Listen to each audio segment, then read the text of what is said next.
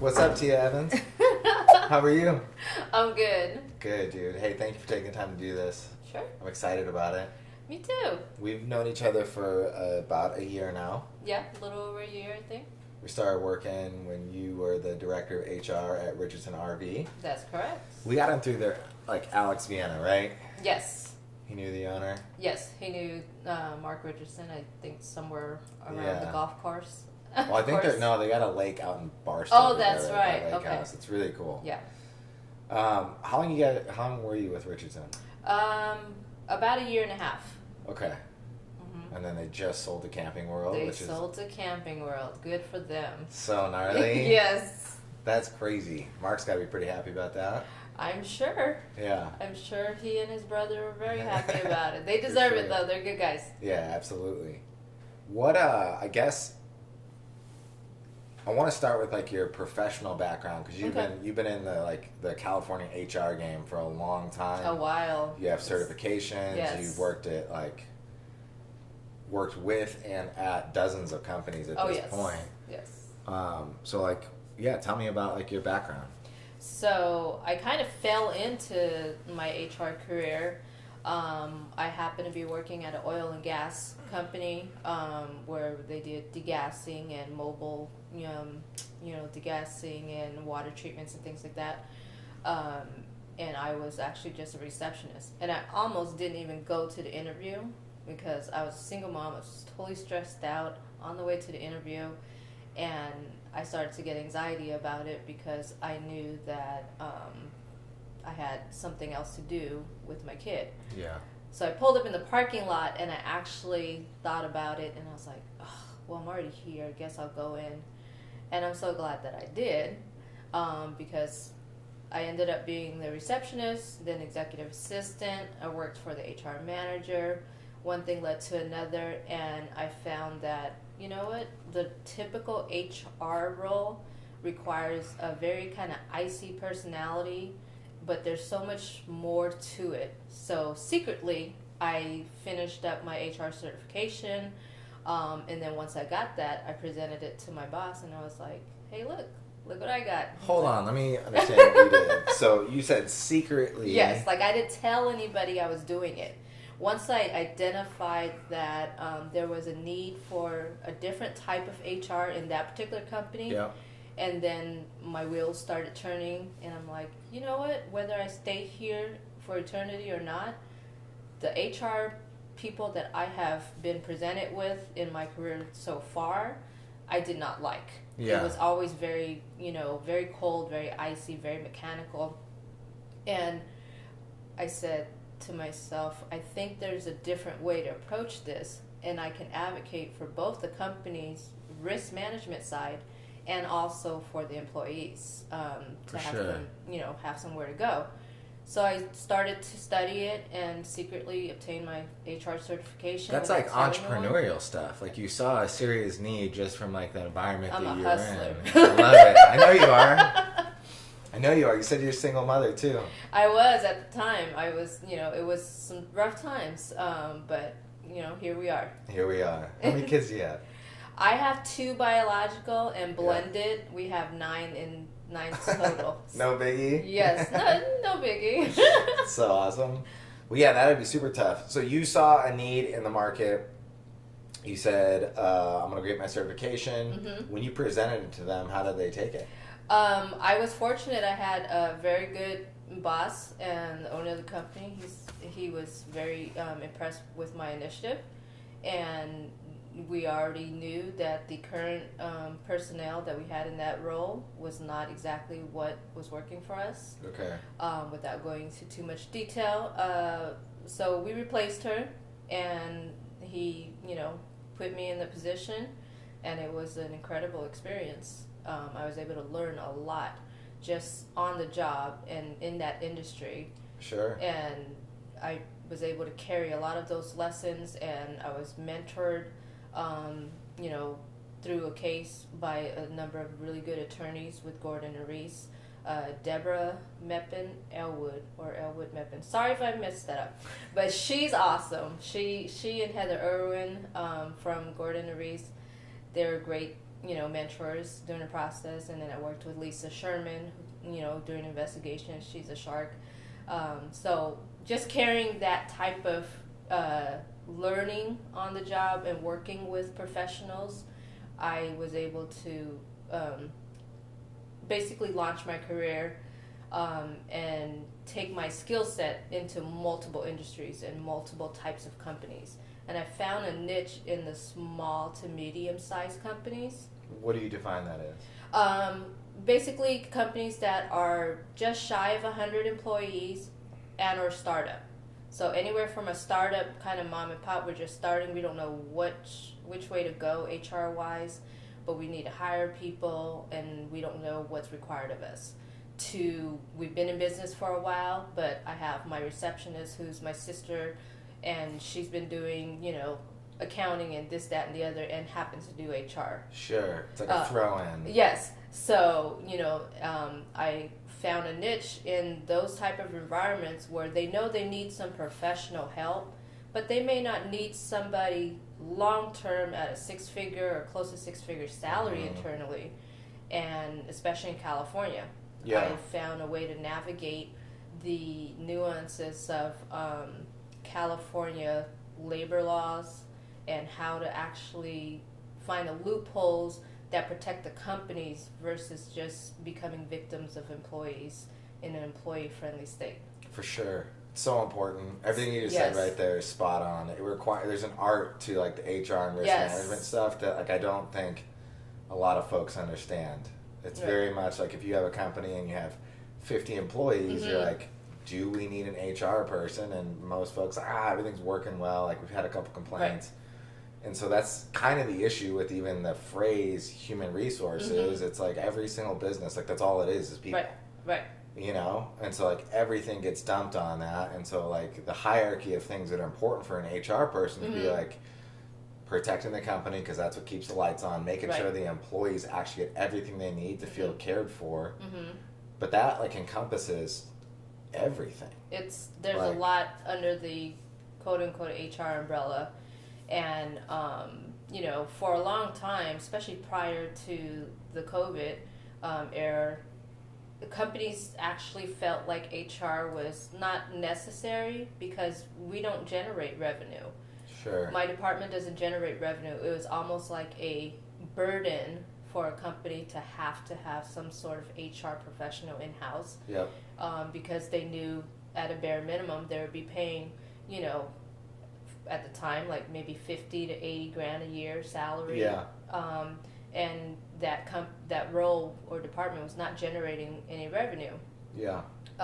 Then now, since COVID, my profession is highly sought because now companies realize, you know what, we need HR to really navigate the, between a work comp, OSHA, risk management side, and still care for employees because the mental health,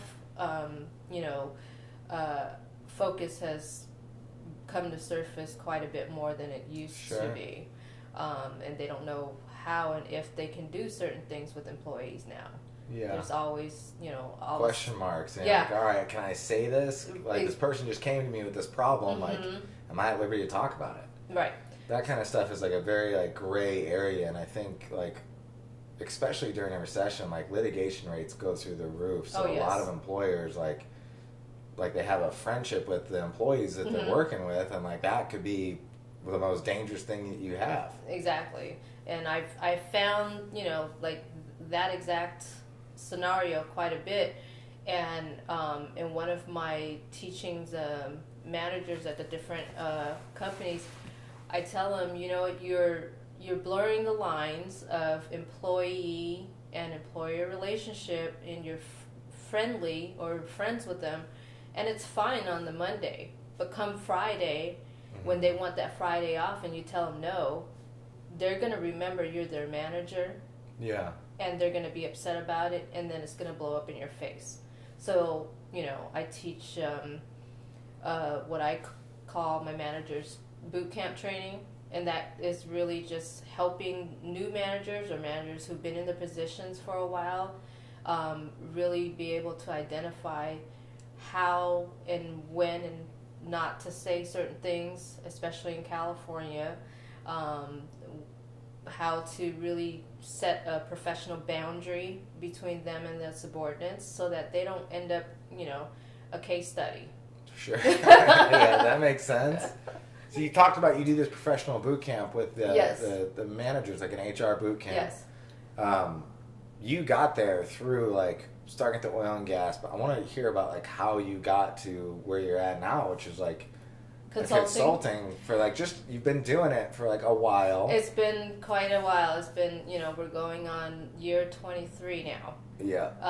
And I ended up consulting also by a fluke. I would just say I'm very blessed, and it really came from referrals. I literally have never advertised my consulting business.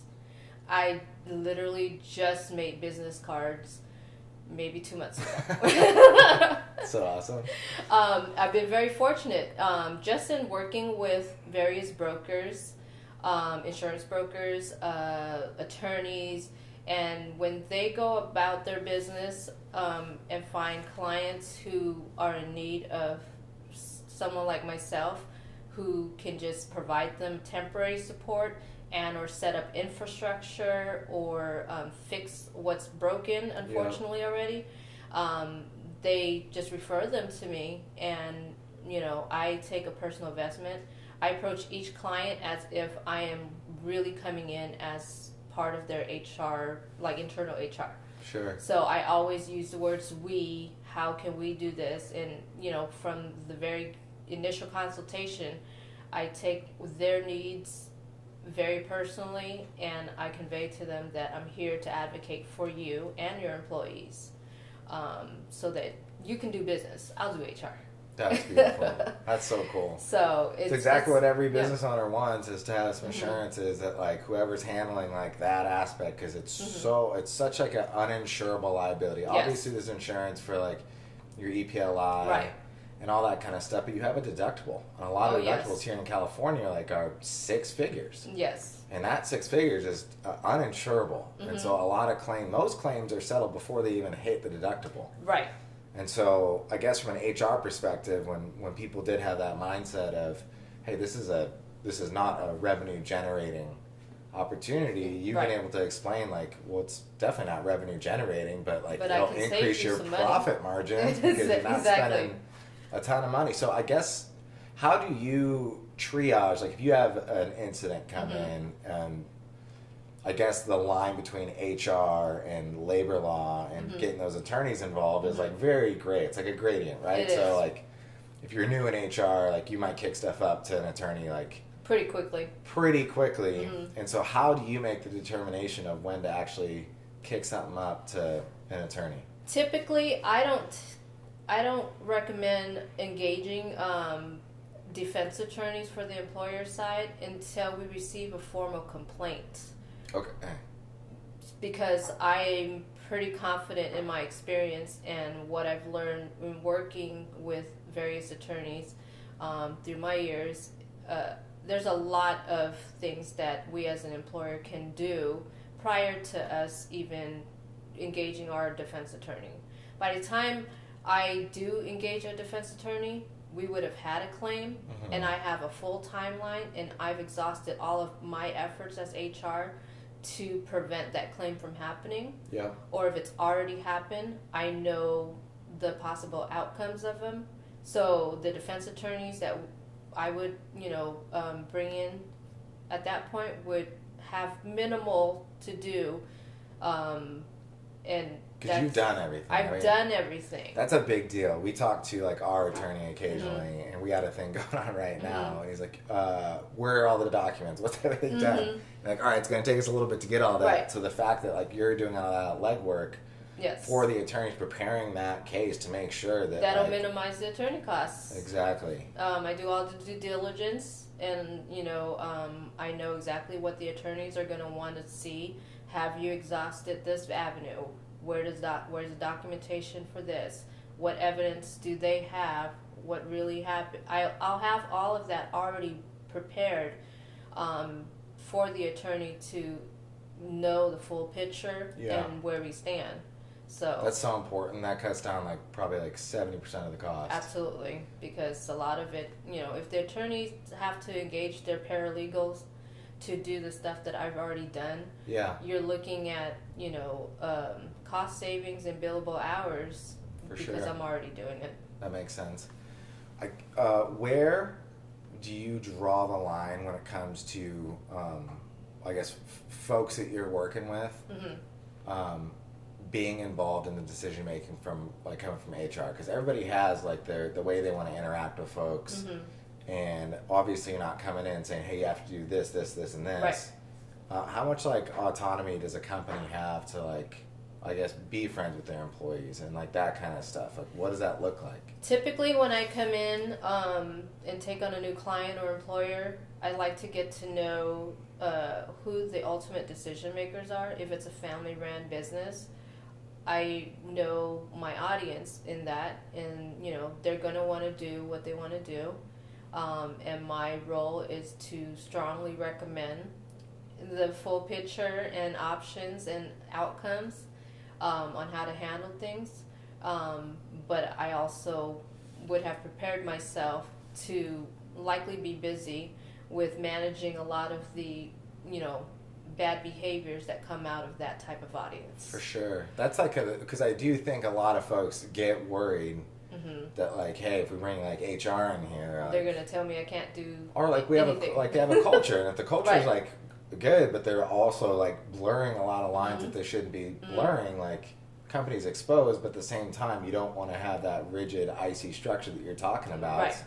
So how do you like make sure that a company is like doing everything they're supposed to from like a risk management and maintain like a really quality culture where everybody cares about each other and like can be friends and and that kind of stuff? What I typically will do is I start with an audit of what they currently have from an HR perspective.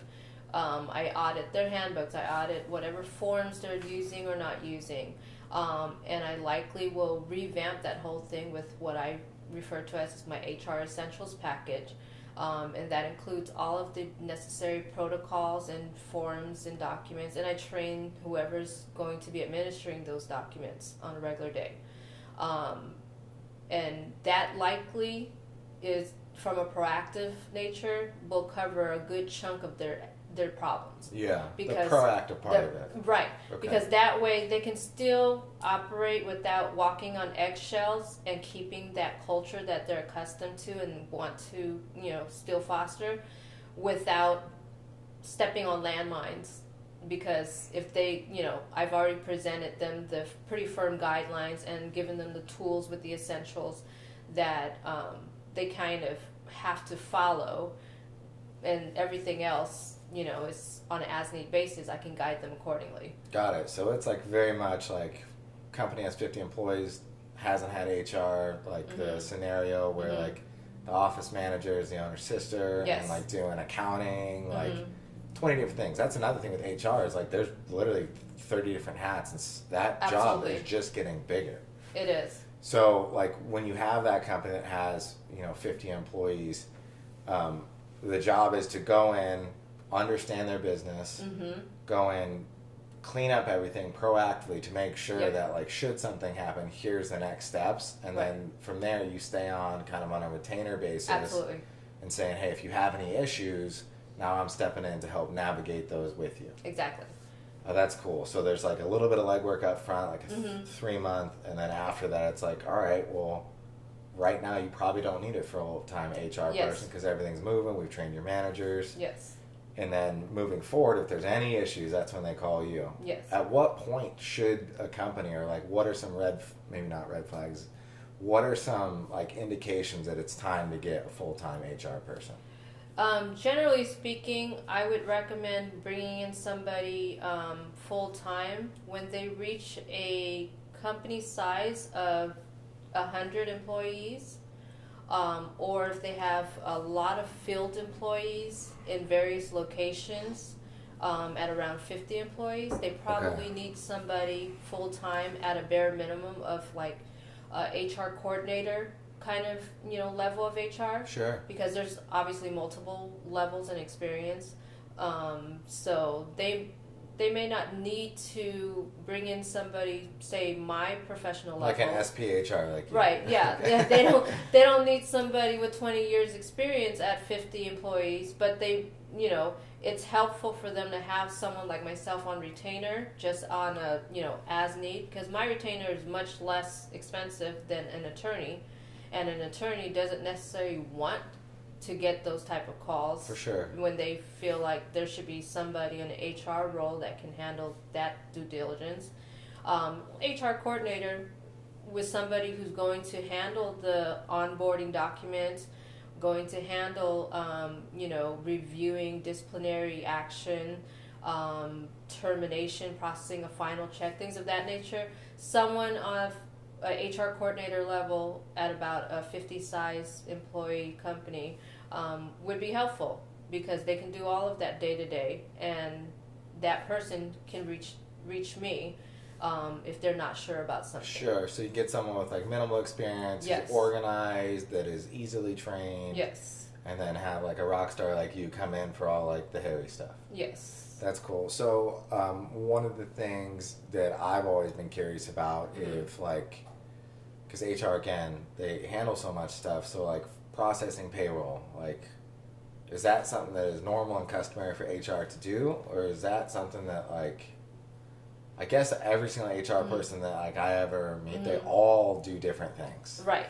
There's so many different specialties under the overall HR responsibility for a company, and it depends on company size. And a lot of times, 100 employees or under will typically have HR also running payroll. I always prefer not to do that, even though I myself have been payroll administrator and HR. Sure. In order to best keep checks and balances for the company's risk management side, it's better to have HR separate from payroll. Okay. I mean, there's a lot that HR would have to do in their interaction or involvement with payroll, such as, reviewing wage adjustments, time cards, processing, things of that nature. But actually running and submitting payroll, and the post payroll side of it, Yeah. You've got to match it to accounting and things like that. That's I feel is where the line should be drawn. Sure. There should be somebody who's responsible and trained in the accounting and finance side to do the post payroll and general ledger stuff. HR alone is quite the task. Sure. So for someone to, multitask both HR and payroll on a full-time basis, unless it was a company under 50 employees and their payroll's super simple, I wouldn't recommend that. Okay, cool. When you're, I guess, seeing the trends that are going on for the past, like through COVID, changed a lot of stuff. What are like the big red flags or headaches that HR has to deal with now that are like either getting more severe or more frequent? I that, think like, employers should be looking out for. Yes, and I just had a training session with some managers recently for one of my clients, and the trend that all the managers were concerned about and asking how to handle is employees that are bringing up their mental health days or their need for mental health, time off. Yeah. That's much more frequent now than it used to be. And the best thing I would recommend for companies and managers is to treat that, because in California specifically, mental health illnesses are treated equally to a physical health illness. So however they would treat somebody who says, I have the flu, I can't get up out of bed, they should treat the same person, or someone who says, hey, I'm having anxiety today. Yeah. They need to use that same concept of, okay, you probably shouldn't be at work because you're not feeling well. Sure. Whether it be your anxiety or you have a migraine. That's such a big deal. Mm-hmm. I think a lot of people, and I know for myself, I've done that before. I'm like, Yeah. oh, you have anxiety? Like, samesies. Right. I also have anxiety. So to like call it a sick day for that. At the same time, I think that's just me being like, probably ignorant to the fact that like no, there's people that have like crippling anxiety. Yes. And I think a lot of times that gets looked at like a weakness, as Right. like a don't have the mental fortitude to like power through that. Right. And I think as like an employer, like addressing those needs and like being supportive as if they're like physically ill is definitely the proper way to go. Right. And that's, because the flip side of not taking that approach is you'll have an employee who feels as though you have zero compassion for their mental health, and you foster a kind of area for them to become disgruntled if they weren't already. For sure. Because if it is somebody who truly has that mental illness or that disorder and needs support, you're not a medical professional, whether they broke their leg or they have anxiety. It's not your position to tell them, let's power through. Sure. There are ways, of course, to identify and manage employees who abuse that, just like anything else. But the initial reaction should not be, what's really wrong? Yeah, suck it up. Yeah, like I used to tell my sons, I would always tell them, boys don't cry. Yeah. And now that they're grown up, they're like, really, Mom? I'm like, my bad. Whoops. I didn't mean it that way. They're like, yeah, okay. That's amazing. That's cool. You were at Richardson for about a year and a half. Yes. That's when we started working together. Yes. One of the things that like we're seeing a bunch of is work comp litigation rates going up dramatically. Right. And I think that trend is only going to continue.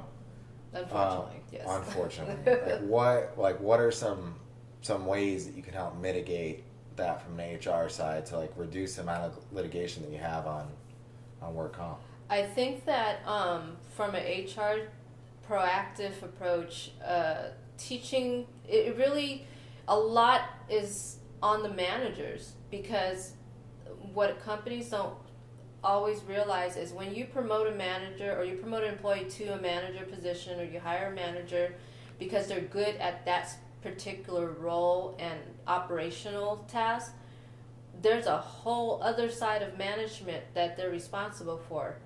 And if they're not, enforcing or encouraging a healthy workplace, whether that be mental health or physical health, you're going to end up with a lot of frivolous work comp claims that could be mitigated if they were to do things just a little bit differently on the proactive side. Sure. Right now, some of my employees or my clients have employees who, for example, are, sitting at a desk. That's probably one of the hot spots. They don't realize that you can actually have a pretty large work comp claim from somebody who ends up having to have carpal tunnel surgery. For sure. Yeah, those are gnarly. They are huge claims, and there's a long time for the employee to be temporarily or permanently disabled, because I don't know if anybody has had carpal tunnel surgery. I have come close to being recommended for that. I've been typing since I was 8 years old. Like, my handwriting is horrible. Yeah. But there are ways that you can prevent that stuff. And companies that say they don't want to, buy ergonomic keyboards or gel wrists, I'm like, that's such a small expense. Yeah. From the gate to prevent that, like taking a preventative measure versus waiting for that employee to really have the need for surgery. Yeah. And now you're going to have a huge work comp claim, and all of that could be prevented. For sure. Yeah, we see that all the time. Most of that stuff is prevented. It's just people not paying attention and be like, hey, just use some common sense, look at what's going on, see where your claims are coming from, and then diagnose the issue. If you can diagnose the issue well, it doesn't cost a ton of money to fix most of the problems. Just take some proactive steps. Like, would you rather pay for a $40, $50 ergonomic keyboard or a $200 chair, or do you want to pay $200,000 in work comp premiums for the next X amount of years because you got 2 huge cumulative claims. For sure. And I think a lot of HR professionals may or may not be responsible for identifying those risk factors for the work comp insurance side. And unfortunately, because of that, they have to learn the hard way with what does work comp really mean? How does this really affect the bottom line? And employers who make the decisions to pay the bills, all they're really concerned about is why are my premiums so high? They don't understand how it got that way to begin Sure. with. Yeah, they just have this like amorphous, like we've had some claims, mod's high. You're like, all right, well, let's focus on the thing causing the high premiums. Yes. And they typically just look at it as like a dead cost. This is insurance. This is what we got to pay. How's that work in regards to like you picking a broker to work with? Because you worked with a ton of brokers in the past at different organizations. There's relationships all over the place. Right. So like what are you looking for, not only from like a PNC broker who's doing all the everything but the health benefits, but also from the benefits? Because I know you work with... I work with Cal Nonprofits. What's her name? Deborah. Deborah's awesome. She is amazing. Yeah, I love her. She's really cool. She almost single-handedly helped me build my consulting firm with all her referrals. That's amazing. Shout out to Deborah. I love it. So, again, coming back to getting to know my clients and what their needs are, because certain brokers and the firm that they work with may or may not be the right fit for a nonprofit group. Versus, because I do work with clients in both nonprofit and for-profit sectors. A broker that I need for like the RV dealership, you guys were perfect for that because there were a lot of, things that you offered that, other brokers I worked with didn't offer that worked for that environment. So it's really about what would work best for my clients. That's always the forefront for me, whether it be, how I produce a form or train their managers. It's what's best for you, because I ingrain myself in their business model and their business culture to really cater my services and give them the guidelines and to stay within compliance, but still it's like matchmaking when it comes to choosing a broker. Totally. I have to know what my clients really want. Some clients want a broker to just give them the bare basics and leave them alone because they're already upset about having to pay. For sure. Then other clients, they want somebody to kind of handhold them through stuff. And like one thing I love about Deborah, her and her team, everywhere that I've worked with them, they handhold the clients. They act as if they are the internal benefits department. Yeah. And it could be a client I brought her clients with 20 employees or clients with hundreds of employees. They treat everybody the same. They take my same approach as, this is our company. We are a part of them. How can we help them? That's amazing. And That's really cool. And I've noticed that with what Whiteboard does. And Sweet. you guys you guys take that approach, you take the same approach, and I think that's one of the things that I love most is everyone that works in Whiteboard that I've had to bring on for different reasons to the various clients or employer relationships I have, you guys take the same approach and leave the same impression. We want to do what's best for you. This is not about our commissions. This is not about what's in it for us. This is about how can we help you because we understand what you need. It's playing the long game. Yeah. For sure, which is like actually give a shit and actually do a good job. And like, the money is a byproduct of all that. Exactly. And, like I said, I haven't had to advertise or go out knocking on doors for any clients. They all come to me and there's some kind of art or, magic in keeping good relationships and really being compassionate about what your client needs. And the rest just kind of falls into play. I love it. Yeah. I love it, Tia. That's beautiful. Well, I think that's pretty much it for today. I Okay. really appreciate you coming by. Thanks. It was awesome seeing you. I and, appreciate you. Yeah, I'm disappointed you're not going to be at the Christmas party, but you're going on a cruise. I'm stoked for that. Hey, I got a free celebrity cruise to Cozumel and Grand Caymans. And as much as your Christmas party sounds good on the rooftop, Yeah. I'm going to send you pictures from the cruise. I love it. Awesome. Thank you so much. Thanks, John.